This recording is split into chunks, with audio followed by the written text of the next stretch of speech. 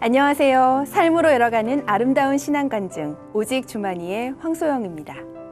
요즘은 우리가 길을 잘 몰라도 내비게이션만 잘 따라가면 길을 쉽게 찾을 수 있는 경우가 많은데요. 오히려 좀 아는 길이라고 내비게이션을 무시했다가 길을 돌아서 가는 경우가 있습니다. 우리의 삶도 이와 크게 다르지 않을 것 같습니다. 우리 삶의 내비게이션인 하나님의 말씀 그리고 성령의 인도를 잘 따라가야 비로소 진정한 그리스도의 삶이라는 목적지에 도달할 수 있을 테니까요.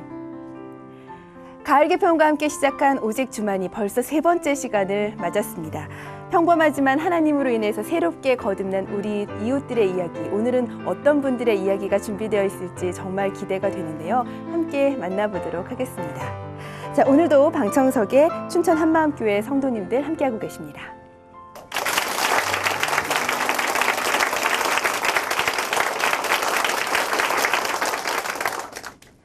오늘 첫 번째로 만나볼 주인공은요, 소아마비로 인해서 평생 장애를 갖고 계신 분입니다. 몸이 아프면 마음도 아파지게 마련인데 몸의 병이 마음의 병이 돼서 세상과 등을 돌리고 살아오셨다고 해요. 어두운 다락방에서 자살을 시도하기도 하셨는데 그러다가 예수님을 만나게 됩니다. 예수님으로 인해서 이분의 삶이 어떻게 변화되는지 정말 궁금한데요. 한번 소개해 보도록 하겠습니다. 춘천 한마음교회 유진희 자매님 이 자리에 모시겠습니다.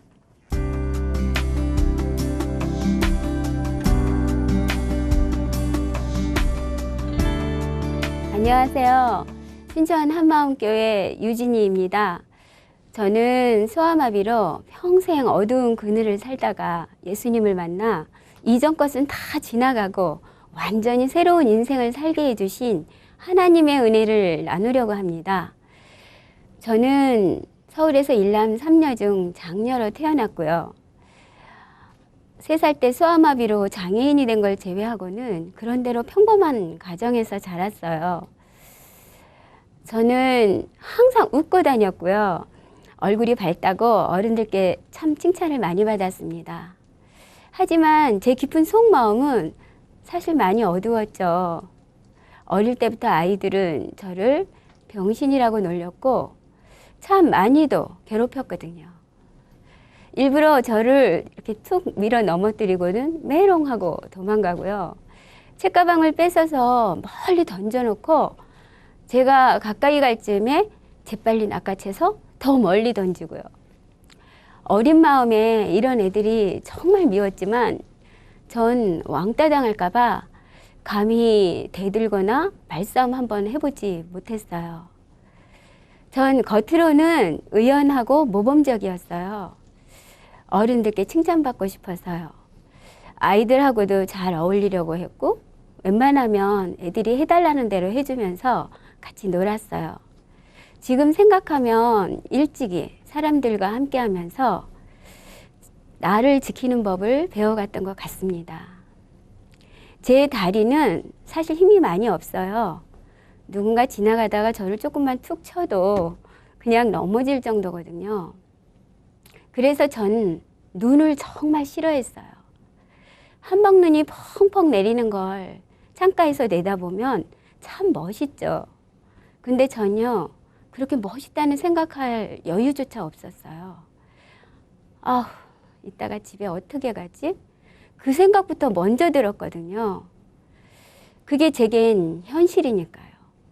한 번은 중학교 때 친구가 이렇게 눈이 올 때면 유난히 눈을 싫어했던 너가 생각난다면서 안부엽서를 보내왔더라고요. 참 남들은 멋있다고 하는 눈을 전 또 그렇게나 싫어할 수밖에 없었던 제 상황이 참 씁쓸했습니다. 또 저는 학교 다닐 때 국물 있는 음식을 일절 먹지 않았는데요.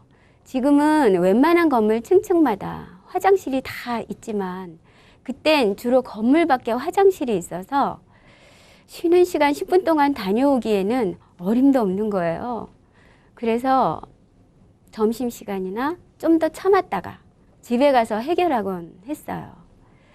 가끔은 참다 바지에 쌀 때도 있었는데요. 그럴 때가 혹시 겨울이면 이 바지가 소변 물기에 얼거든요. 그러면 제가 움직일 때마다 그 속살을 건드려서 참 많이 쓰라려요. 빨갛게 부어오를 때도 많고요. 그래서 지금도 어딜 가면 화장실이 어딨나 그거부터 찾아보는 게 습관이 되었습니다. 제가 고등학교 졸업할 즈음 아버지가 사업에 실패하셔서 저희 가족은 경기도 어느 동네로 사글세 방을 얻어 이사했어요. 그때 전 어두운 다락방에서 하루 종일 책을 읽으며 시간을 보냈는데요.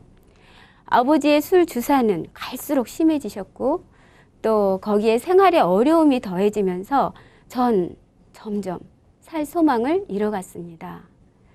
그때 전 정말 무기력했고요. 이렇게 살 거면 그냥 죽자 그런 생각을 했어요. 소주에 수면제를 많이 타서 마시면 자면서 그냥 죽는다는 말을 듣고 그때부터 수면제를 사 모으기 시작했어요. 근데 수면제는 한 약국에서 한 번에 많은 양을 안 팔더라고요. 그래서 여기저기 다니면서 조금씩 샀어요. 달력에 디데이를 정해놓고 하루하루 가입표를 쳐가면서 그날을 기다렸는데 전 결국 죽지는 못했어요. 소주에 수면제를 타서 마신 것까지는 기억이 나는데 눈을 떠보니까 방안이더라고요. 나중에 알고 보니까 엄마가 무슨 일로 다락에 올라오셨다가 저를 발견하신 거예요. 급하게 병원으로 옮겨서 위 세척을 하고 집에 와서 제가 깨어난 거죠. 그날 저녁 아버지는 제게 넌 어쩌면 그렇게도 이기적이냐. 남은 가족들이 평생 가슴에 못 박고 살 건 생각 못 하냐고 꾸중하셨어요. 근데 그때 아버지의 손이 가늘게 떨리는 걸 봤어요. 솔직히 전 제 마음이 너무 힘들었기 때문에 남은 가족들 생각은 전혀 못했거든요. 그렇지만 그날 이후 제게 자살이라는 단어는 완전히 지워졌습니다. 저는 원래 양쪽 목발을 짚고 다녀서 두 손이 자유롭지 못했어요. 그러다가 제가 23살 되던 해 다리를 수술하게 됐어요. 그때 전 하나님은 몰랐지만 막연한 절대자를 향해서 간절히 기도한 두 가지 소원이 있었어요. 하나는 비 오는 날 내 손으로 우산 받고 걷는 거. 또 하나는 친구들과 손잡고 걷는 거예요. 그 소원대로 전 수술 후 좀 불안전하긴 하지만 목발 없이 걷게 되었습니다. 제가 지금도 잊을 수 없는 게 그렇게 목발 없이 걷게 된 후 처음 비 오던 날 제가 일부러 우산을 받고 밖에 나가서 걸어봤던 일이에요. 비가 혹수같이 쏟아지고 있었는데 예전에 팔랑거리던 그 파란 비닐 우산 있잖아요. 그 우산이 다 찢어지도록 동네 한 바퀴를 돈 거예요. 야, 그때 그 기쁨, 그때 그 감격은요. 사실은 말로 다 표현을 못해요. 옷이 흠뻑 젖어서 빗물을 뚝뚝 떨어뜨리면서 집에 왔는데요. 창피한 거? 힘든 거? 전혀 몰랐어요. 야, 된다. 되는구나. 나도 이제 비 오는 날 우산 쓰고 다닐 수 있네. 정말 그 순간 그게 얼마나 좋던지요. 마치 꿈을 꾸고 있는 것 같았습니다. 아마 그날 이후 제게 제 안에는 조금씩 자립의 꿈이 싹트고 있었던 것 같아요. 저는 공무원이 되고 싶었어요. 그래서 모 행정기관에 원서를 접수하러 갔는데 담당자가 누가 지원하는 거죠? 저요. 했더니 담당자 표정이 이상해지는 거예요. 왜요? 전 안 되나요? 웬만하면 포기하시죠. 여기는 일하기가 쉽지 않습니다. 야근도 많고 지방에도 발령나요. 하더라고요. 웬만하면 포기하라? 전 사실 그 말에 더 오기가 생겨서 원서를 접수시켰어요. 그리고 집에 와서 참 많이 울었어요. 만약에 정말 하나님이 계시다면 어떻게 이렇게 공평치 않은 일이 일어날 수 있을까 생각했어요. 근데 전 결국 합격했고 그때 제 나이 26살이었습니다. 두 다리가 불편한 제게 직장 생활은 이거 결코 만만한 일이 아니었어요. 제일 힘들었던 건 역시 출퇴근길이었습니다. 그때까지 전 버스로 혼자 타본 적이 없었거든요. 게다가 집에서 직장까지는 중간에 버스를 한번 갈아타야 하기 때문에 제겐 매일매일이 전쟁이었습니다. 한 번은 제가 버스에 올라 자리 잡기도 전에 차가 출발하는 바람에 넘어지면서 도시락 가방이 내동댕이 쳐진 거예요. 반찬이 버스 안 여기저기에 튀고 달라붙고 아수라장이 됐죠. 에이, 이거 오늘 새로 입고 온 바지인데? 하는 말도 얼핏 들었어요. 근데 그 상황에 죄송하단 말조차 할 수가 없더라고요. 그냥 어디 쥐구멍이라도 있으면 확 숨고 싶었습니다. 또 저는 또 버스가 어디쯤 설지 몰라서 많이 놓치곤 했는데요. 그날도 퇴근길에 많이 놓쳤어요. 근데 아까 타려다 못한 버스가 또 오는 거예요. 제가 차량 번호를 읽는 습관이 있었는데 아까 읽었던 번호가 또 왔어요. 알고 보니까 그 버스가 한 바퀴 돌아올 때까지 못하고 있었던 겁니다. 적어도 2시간을 버스 타느라고 이리저리 뛰어다녔던 거예요. 하지만 이 일은 정말 열심히 했습니다. 제게 맡겨진 일은 밤을 새워서라도 해냈고요. 주경야독으로 학사과정도 마쳤어요. 당시 제 직장은 높은 곳에 있어서 비탈길 오르내리기가 여간 힘들지 않았는데 그래도 눈을 뜨면 일하러 나갈 직장이 있다는 게 참 감사하더라고요. 어릴 때 아이들의 눈치를 보며 지냈던 그 마음은 어른이 돼서도 그대로 이어졌어요. 항상 남들이 나를 어떻게 볼까 의식했고요. 남들의 말 한마디, 눈길 하나에도 신경이 쓰여서 어떤 땐 날아갈 듯이 기분이 좋다가 또 어떤 땐 몇 날 며칠 밥도 못 먹고 잠도 못 잤어요. 한마디로 내 인생을 산 게 아니라 남의 인생을 산 거죠. 아무튼 그렇게 착하게 억울한 일을 당해도 혼자 참고 삭히고 그렇게 지냈어요. 그러면서 자연스럽게 제겐 천사표라는 별명이 붙었어요. 어릴 때 어른들의 칭찬을 받기 위해서 그 밝게 웃었던 것처럼 전 어른이 돼서도 똑같이 그 천사표에 걸맞게 살려고 애쓰게 된 거예요. 하지만 제가 절 알잖아요. 천사표는 말도 안 되죠. 사실 제게도 미워하는 마음, 싫어하는 마음이 있고 실컷 패주고 싶은 마음도 있어요. 근데 사람들이 두려워서 늘 움츠리고 오그라든 거였거든요. 하루에도 수없이 악하고 추하고 거짓된 생각들을 하고 있었는데요. 저는 이 이중성이 너무 괴로워서 내가 정말 죄인이구나 하는 생각을 참 많이 했어요. 저는 어느 날 하늘을 바라보며 간절히 기도했어요. 하나님, 정말 계시다면요. 이 마음을, 이 죄를 꼭 좀 해결해 주세요. 꼭 좀 만나 주세요. 저는 이 세상에 진리가 있다면 분명 하나일 텐데 누가 진짜 이 세상을 지으시고 주관하시는 참된 하나님인가?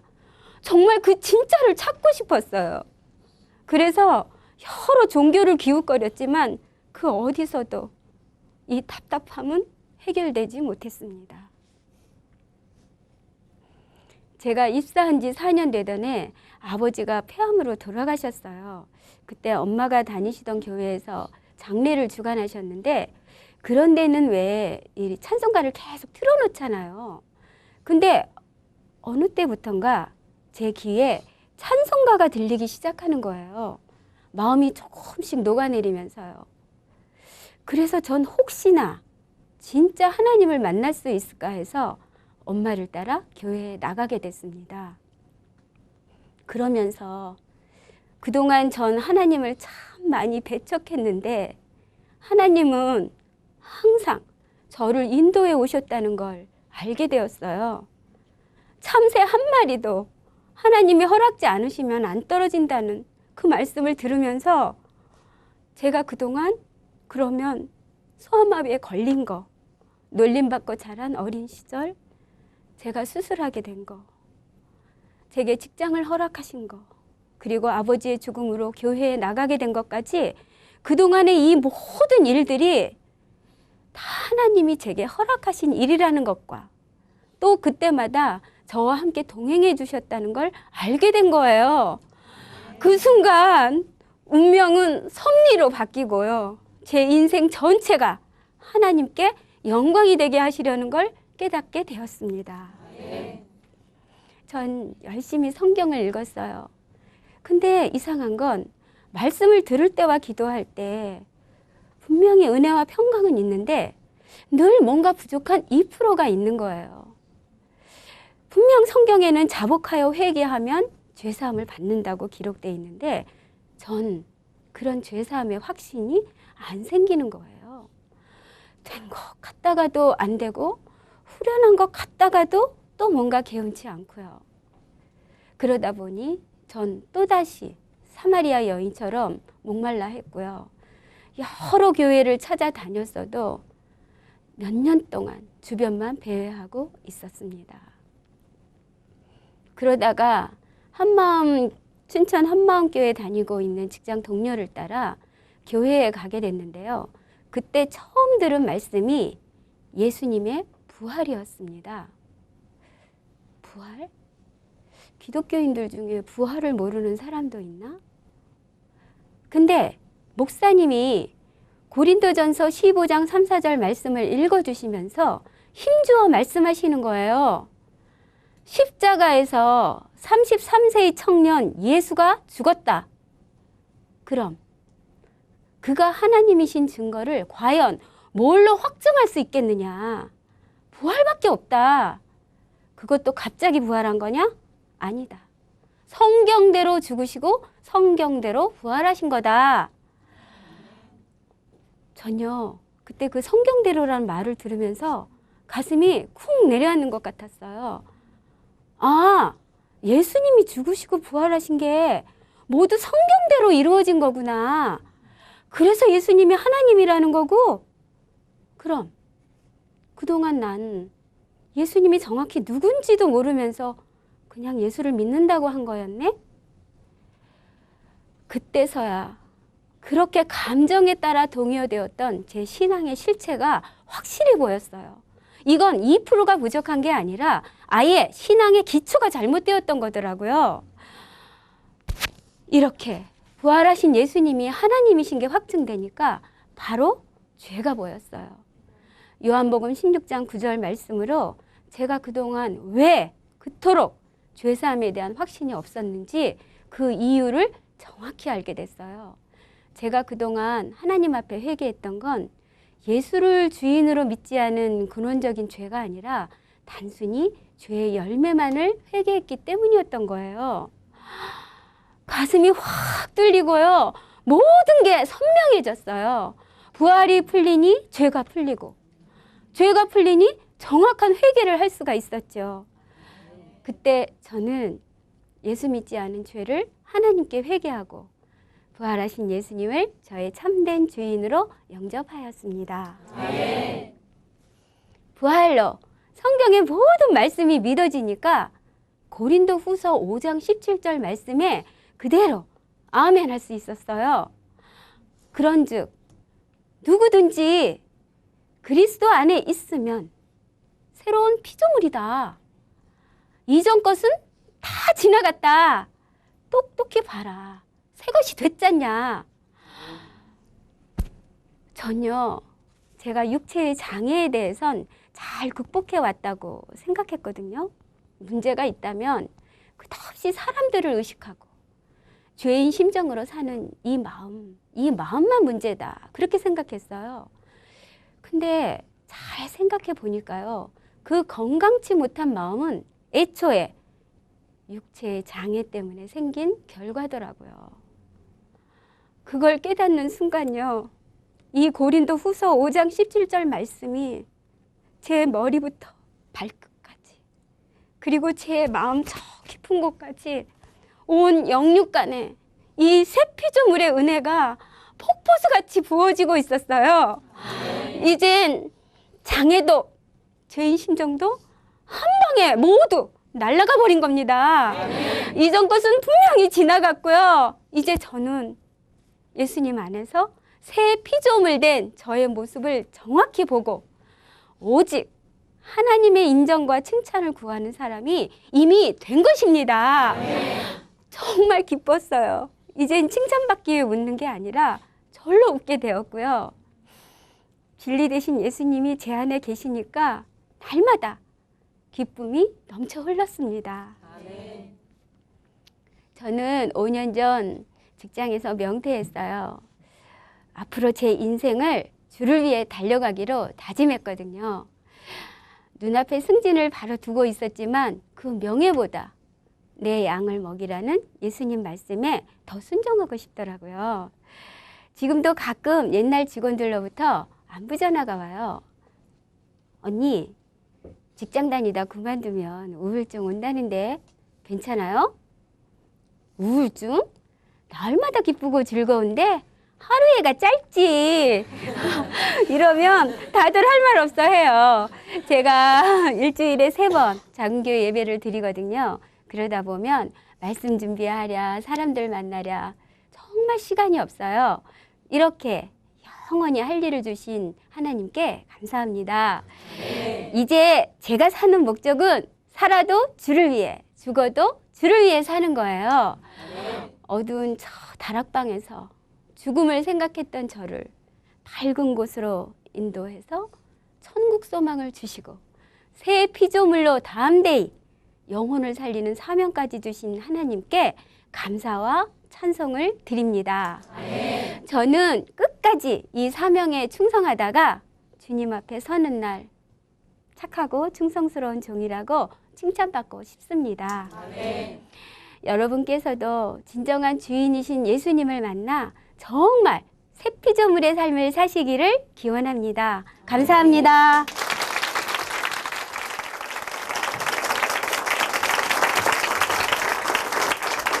아픈 만큼 성숙해진다는 말이 있습니다. 우리에게 찾아오는 어려움은 상처를 주고 또 아픔을 주기도 하지만 그 어려움에 굴복하지 않고 쓰러지지 않으면 더 강하게 성장할 수 있습니다. 어쩌면 하나님은 우리가 이렇게 날로 성장하기를 바라는 마음으로 우리 삶의 어려움과 아픔을 허락하는 건지도 모르겠습니다. 자, 오늘의 힘든 상황 반드시 끝날 것이라는 믿음을 갖고 좌절하지 말고 계속해서 하나님을 믿는 마음으로 살아가자고요. 자, 이번에는 두 번째 간증하실 분을 또 소개해 드리도록 하겠습니다. 우리는 누구나 남들한테 이렇게 예쁜 모습을 보여주기를 원합니다. 살도 열심히 빼고 화장도 하고 또 요즘은 성형수술도 많이 하지요. 그런데 예뻐졌어야 할 얼굴에 오히려 수술 부작용이 찾아온다면 어떨까요? 더 부끄러워서 사람들 만나는 걸 피하게 될 것 같은데요. 이분도 그런 위기를 겪게 됐습니다. 그때 바로 예수님이 찾아왔다고 하네요. 그래서 이제는 겉으로 보이는 아름다움이 아니라 내면에 있는 예수님의 사랑을 증거하면서 살게 됐다고 합니다. 오늘의 두 번째 간증자를 모실게요. 오미경 자매입니다.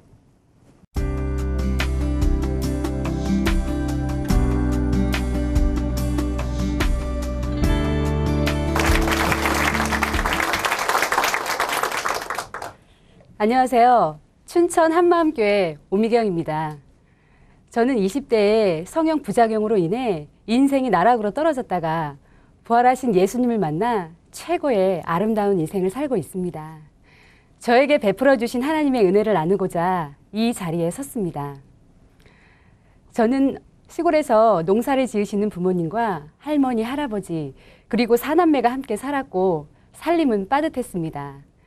그래서인지 부모님께서는 저를 볼 때마다 돈을 아껴야 한다고 항상 가르치셨습니다. 대학에 가서도 어떻게 해서든지 돈을 아끼려고 한 달 정도 점심을 안 먹으니까 친구들이 왜 밥을 안 먹냐고 물어보더라고요. 그래서 가끔은 가장 싼 라면을 먹어가며 돈을 모았습니다. 한겨울에는 기름값 때문에 전기장판 하나로 추위를 견뎠고, 방학 중에는 아르바이트로, 학기 중에는 죽도록 공부를 해서 장학금을 받아야만 했습니다. 그러면서 돈이 없는 부모님이 수시로 원망이 되더라고요. 그리고 직장 생활을 하면서부터는 월급의 90%를 먼저 저축했습니다. 또한 모태신앙이었지만 이런 제 형편에서 11조와 헌금은 사치라고 여겨졌습니다. 막상 보이지 않는 하나님께 내가 힘들게 번 돈을 드린다는 것이 손이 떨리더라고요. 창고를 개조한 옥탑방에 살면서 가끔 경조사가 생겨도 차라리 인간관계가 끊어지는 게 더 낫다라고 생각하며 지독하게 살았습니다. 내가 힘들게 번 돈 내 것이기에 안 먹고 안 쓰고 저축하는데 이게 무슨 죄가 될까 생각했습니다. 사랑의 하나님께서도 저를 잘 아시니까 충분히 이해해 주실 거라 생각했습니다. 저는 어려서부터 연예인을 동경해서 특히 외모에 관심이 참 많았어요. 그런데 제 주위의 사람들이 제 눈매를 보고 자꾸 사나워 보인다 그러는 거예요. 그러다 보니 나도 언젠가는 예쁘게 눈을 성형을 해서 연예인처럼 예뻐지고 싶다라는 꿈이 생기더라고요. 대학 졸업 후 간호사 면접을 보았는데 다른 것도 아니고 제 눈매 때문에 떨어질 뻔했습니다. 성적은 좋지만 제 눈매가 너무 매서워서 환자들을 마주하기에는 인상이 너무 차가워 보인다는 이유였어요. 다행히 직장은 들어가게 되었는데요. 사회에서는 성실함이나 성적보다 외모를 더 중요하게 생각한다는 것을 알고 충격을 받았습니다. 그렇다면 이 사회에서 내가 살아남기 위해서는 언젠가는 성형을 한번 해봐야 되겠다라는 결단이 서더라고요. 그 후 어느 정도 돈이 모아지니까 그동안 돈이 없어서 하지 못했던 모든 억울함들이 성형을 시작으로 터지기 시작하더라고요. 힘들게 번 돈인데 이젠 나를 위해 쓰고 싶은 거예요. 나를 위해서라면 성형이든 쇼핑이든 많은 돈을 쓰면서 힘들었던 지난 날을 위로받고 만족을 찾으려 했습니다. 사실 어려서부터 모태신앙으로 오래 교회를 다녔지만 보이지 않는 하나님을 확실히 믿을 수가 없었어요.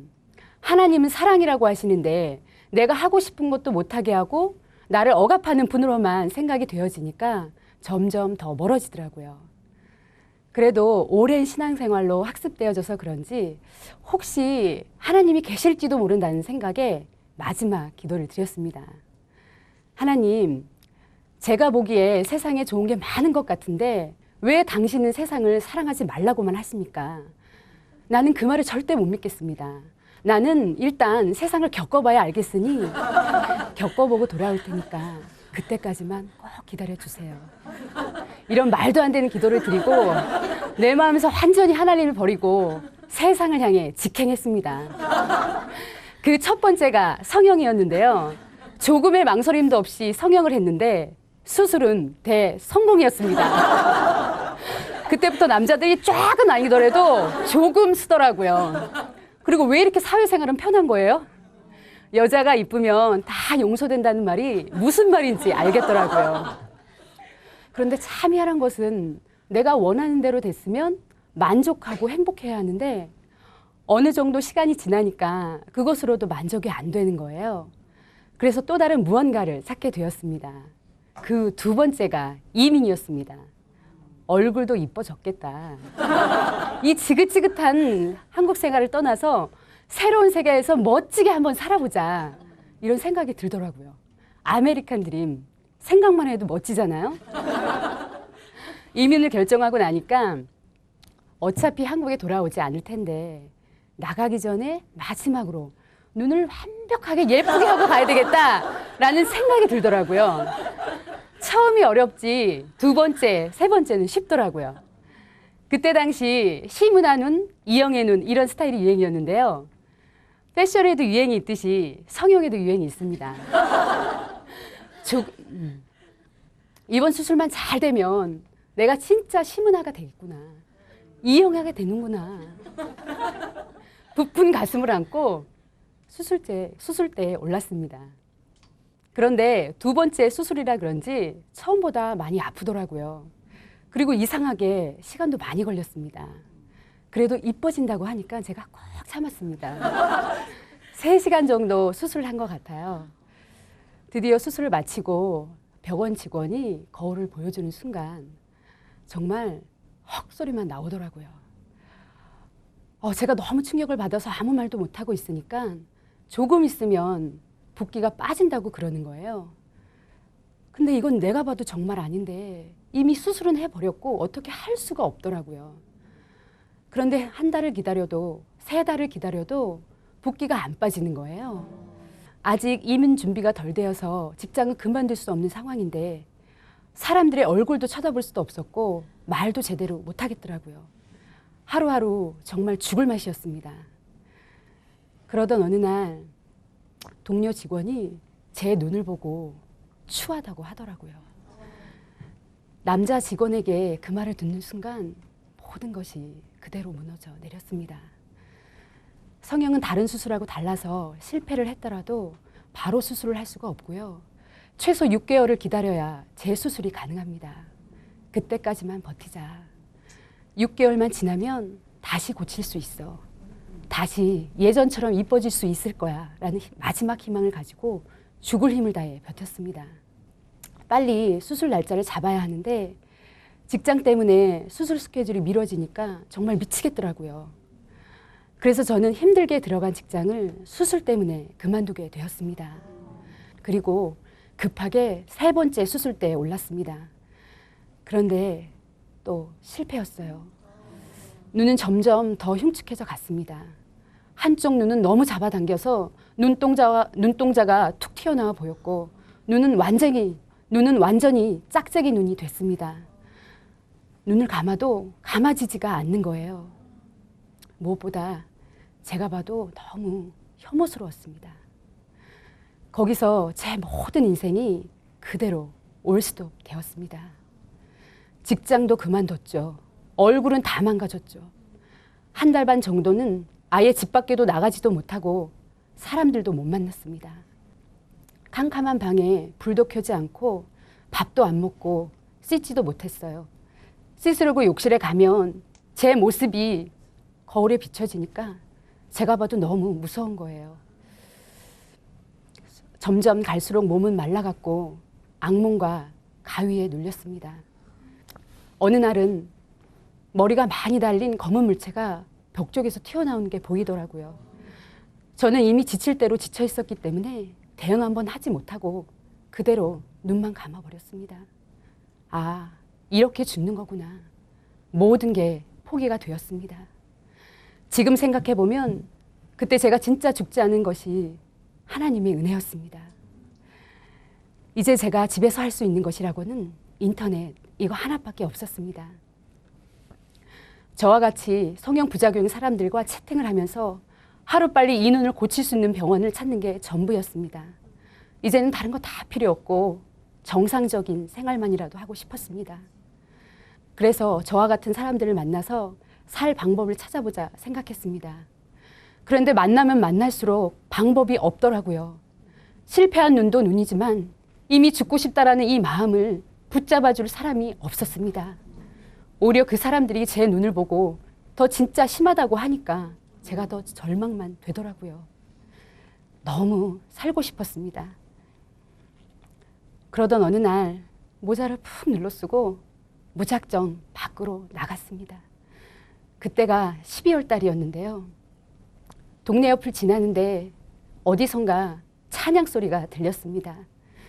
마치 하나님이 나를 부르는 음성으로 들리더라고요. 그제서야 아, 하나님이 계셨었지. 내 마음에서 완전히 버려버린 하나님이 생각났습니다.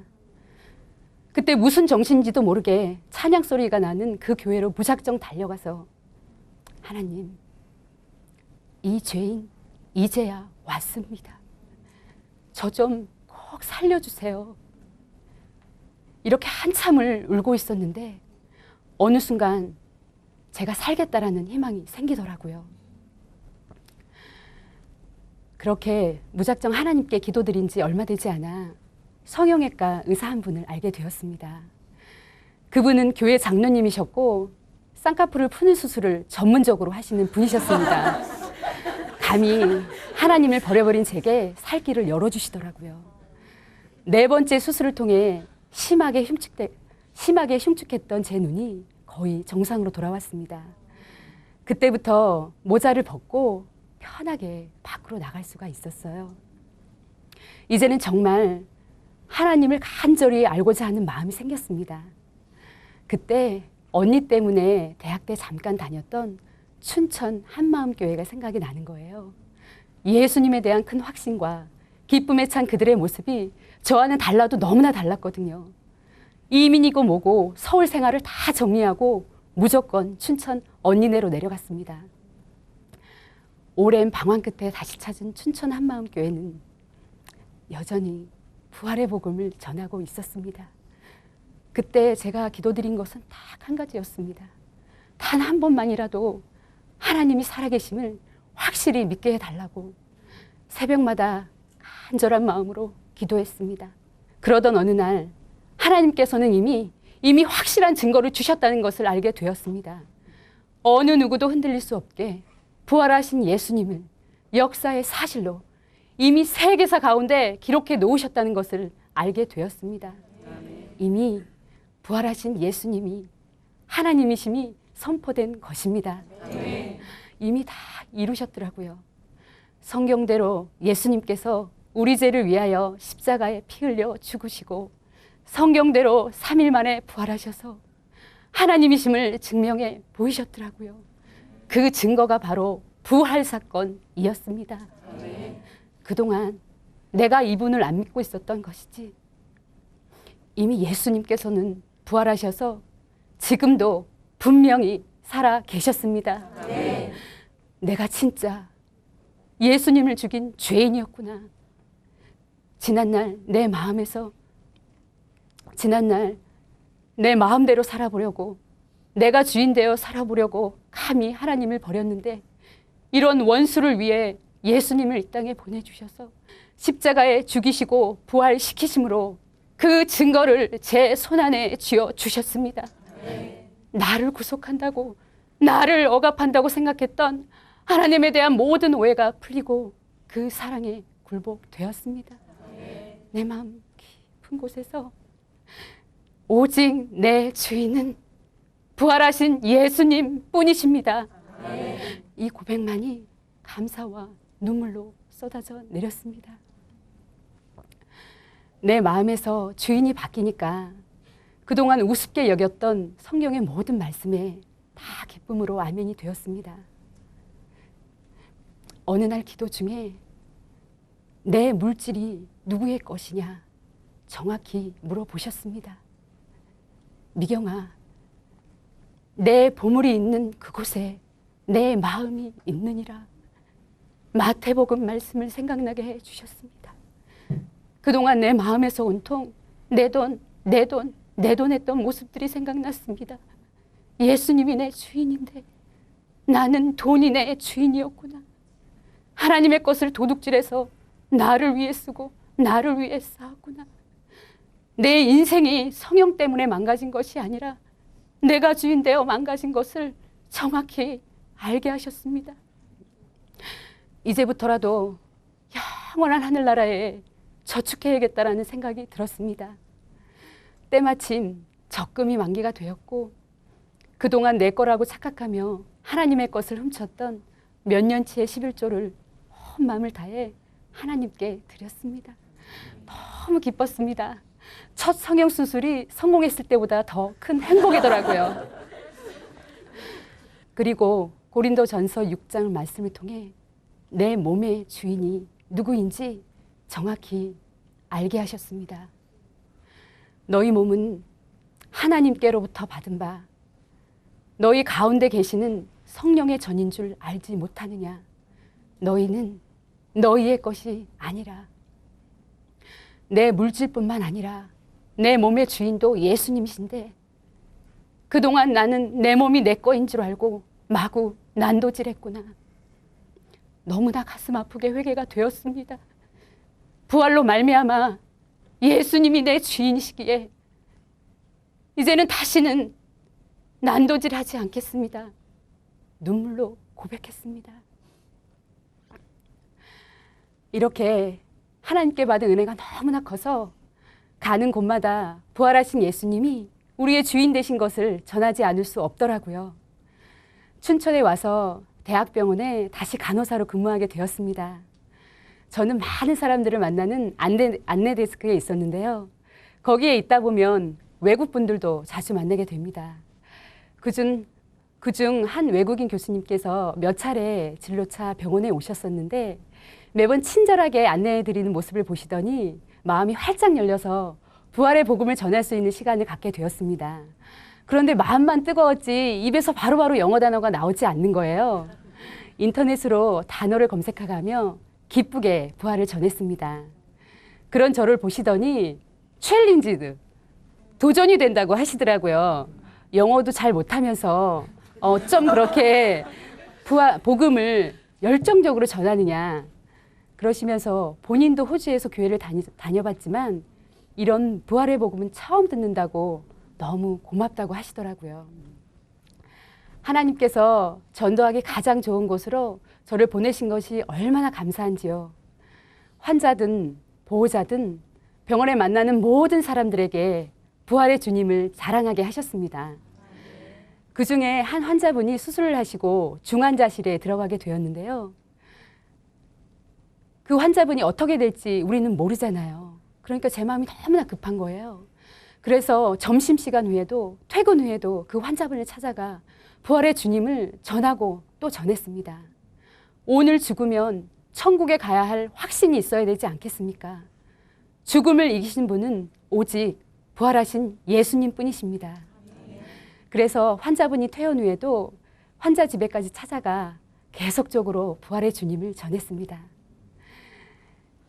이렇게 전도를 하다 보니 하나님께서는 생각지도 못한 좋은 남편을 주셔서 믿음의 가정을 이룰 수 있게 해주셨습니다.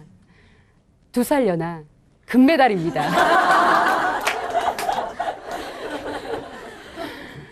출산 후 퇴직을 하면서 지금 아이를 키우고 있는데요. 아들과 함께 전도를 쉬지 않고 있습니다. 제가 있는 곳이 선교지니까요. 그래서 제 또래의 아기 엄마들과의 만남이 계속되고 있는데요. 지금은 9개월 된 아이를 키우는 아기 엄마를 양육하고 있습니다.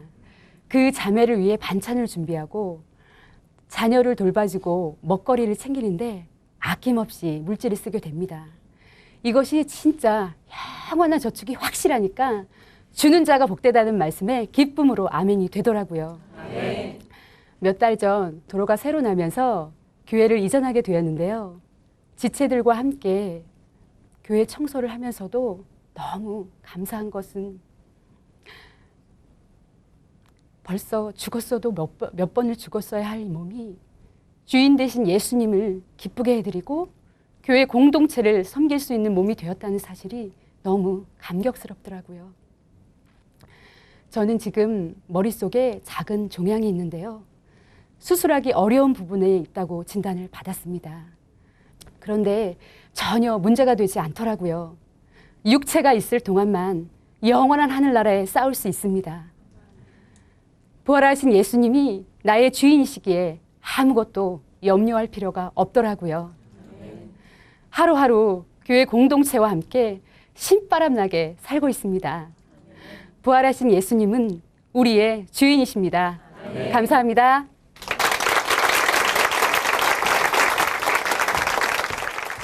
네, 간증 감사드립니다.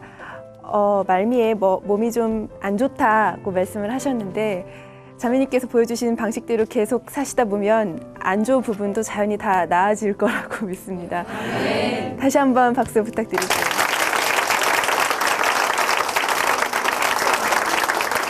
간증을 들으면서 우리 성경의 고린도후서 4장 16절 말씀 다시 떠올리게 되었습니다.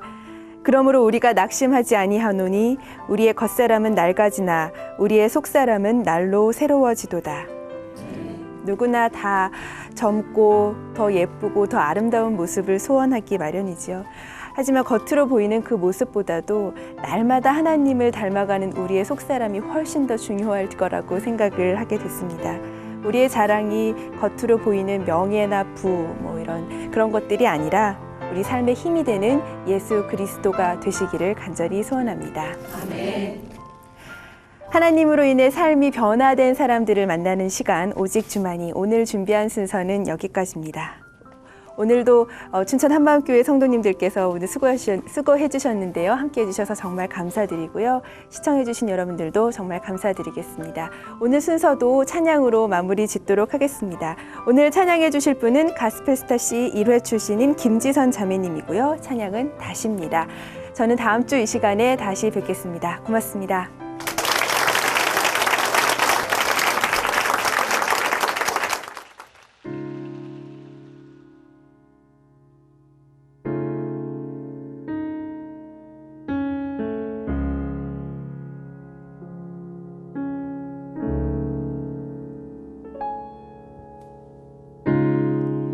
내겐 꿈이 있었죠. 모두가 비웃는 꿈, 불가능하다고 말하던 포기해야 한다고 나를 통해 주님이 웃으시는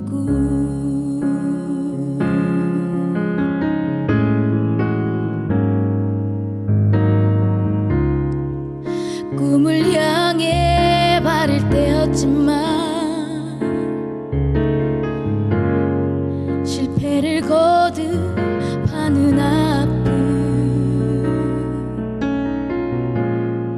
기나긴 고통의 상처, 절망의 늪에 깊이 빠져 눈물로 앉아 있던 날,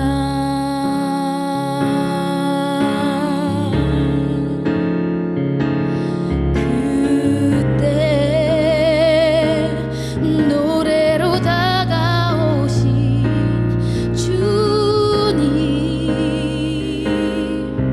환한 미소로 날 보시며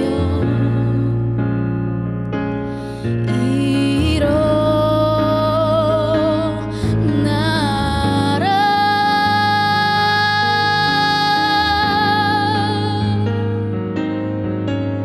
다시 일어날 수 있어.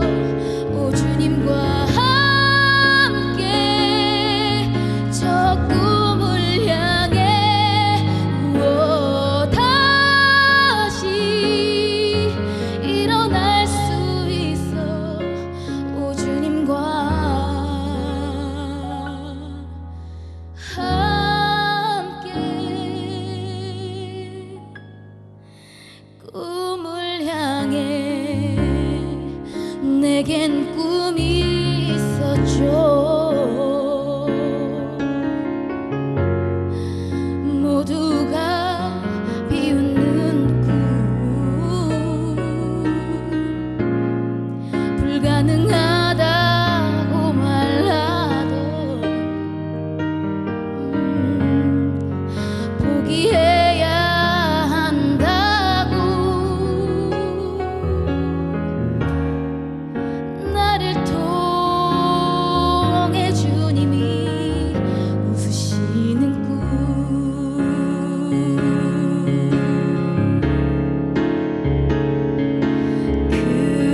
그때